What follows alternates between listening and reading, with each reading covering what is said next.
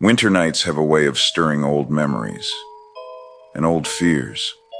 Tonight we delve into the unsettling tale of Isadora, a doll with a dark and tragic past. What begins as an innocent child's companion becomes something far more sinister as whispers fill the air and the past refuses to stay buried. So settle in, let the story surround you, and prepare yourself. Because once you meet Isadora, she'll haunt you forever.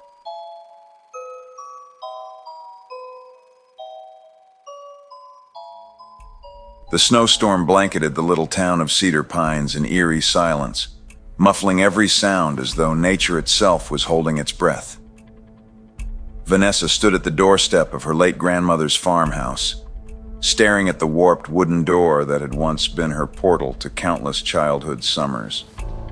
Now, it loomed like the entrance to a place she had no business being. Vanessa pushed open the door, and a sharp creak echoed through the foyer. The house smelled the same as it had years ago, musty with a faint sweetness like old flowers left too long in a vase.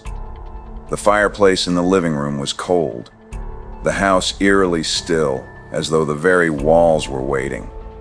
The farmhouse had been willed to her after her grandmother's passing. She hadn't visited the place since her early teens, but with her financial troubles mounting, Vanessa had decided to finally sort through her grandmother's belongings and prepare the house for sale. She didn't want to stay, but the storm had other plans. As she unpacked her things, Vanessa's gaze drifted to the attic door at the top of the stairs. It stood slightly ajar, an icy draft leaking through. Memories tickled the back of her mind. Vague, unsettling memories she couldn't quite place. She shut the thought down and returned to the task at hand. That night, wrapped in blankets on the worn-out sofa, Vanessa couldn't sleep. The storm rattled the old windows, but something else kept her awake. A sensation like being watched. Her eyes strayed to the staircase, where the attic door hung open just a little wider than before. A compulsion overcame her. She grabbed a flashlight and crept up the stairs, each step groaning under her weight. The attic was as she remembered it, cluttered with old furniture, trunks, and relics from another era. Yet one object drew her attention immediately. A doll sat in the far corner, illuminated by the faint moonlight streaming through the window. Its porcelain skin was pale and smooth, its golden curls as perfect as if they'd just been brushed. Its deep blue eyes stared directly at Vanessa, unnervingly lifelike. Vanessa's breath hitched. She knew that doll. "Isadora," she whispered. Isadora had been a constant in Vanessa's childhood visits to the farmhouse. Her grandmother had always been protective of the doll, scolding Vanessa for touching it or trying to take it downstairs. "She's not a toy," her grandmother had warned. "She's part of the family." Now, as Vanessa approached the doll, fragments of her grandmother's stories returned to her. Isadora wasn't just a doll. She was part of a legend. Decades ago, a girl named Isadora Reynolds had lived in Cedar Pines. The daughter of a wealthy family, she was beautiful, clever, and envied by many. But Isadora had a darker side. Whispers around town claimed she was obsessed with the occult, holding seances and dabbling in rituals that made her parents uneasy. One December evening, Isadora went missing during a snowstorm. Her body was never found, but her porcelain doll, handmade and eerily lifelike, was discovered on the family's doorstep the next morning. The doll was ice cold, and its eyes seemed to follow anyone who looked at it. Soon after, Isadora's family began hearing whispers late at night, soft sing-song voices coming from the doll. Tragedies followed, unexplained accidents, illnesses, and disappearances. Eventually, the Reynolds family fled Cedar Pines, leaving the doll behind. Years later, Vanessa's grandmother had come into possession of the doll, but she never spoke of how or why. As Vanessa reached out to pick up Isadora, she hesitated. The whispers started faintly, threading through her thoughts like a half-remembered song. "Vanessa, play with me." She dropped the doll, stumbling backward. The whispers grew louder, echoing in the corners of her mind. The storm outside raged on, and Vanessa retreated downstairs, but she couldn't shake the feeling of being watched. Every shadow in the farmhouse seemed to move. Every creak of the old wood carried an ominous weight. Vanessa tried to convince herself it was just nerves, just memories of childhood fears resurfacing. But the whispers didn't stop.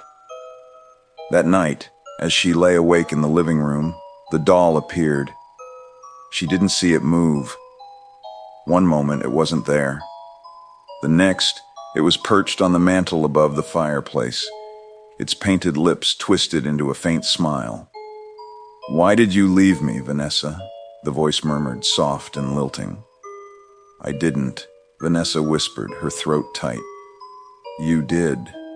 You left me here alone." The next morning, Vanessa woke to find Isadora sitting on the kitchen counter. She tried to ignore it, tried to distract herself by sorting through her grandmother's belongings.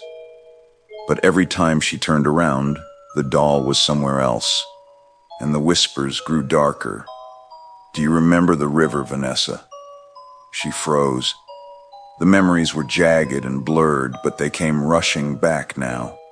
The games she'd played with Isadora, the dares, the riverbank where she'd last seen her childhood friend, Timmy.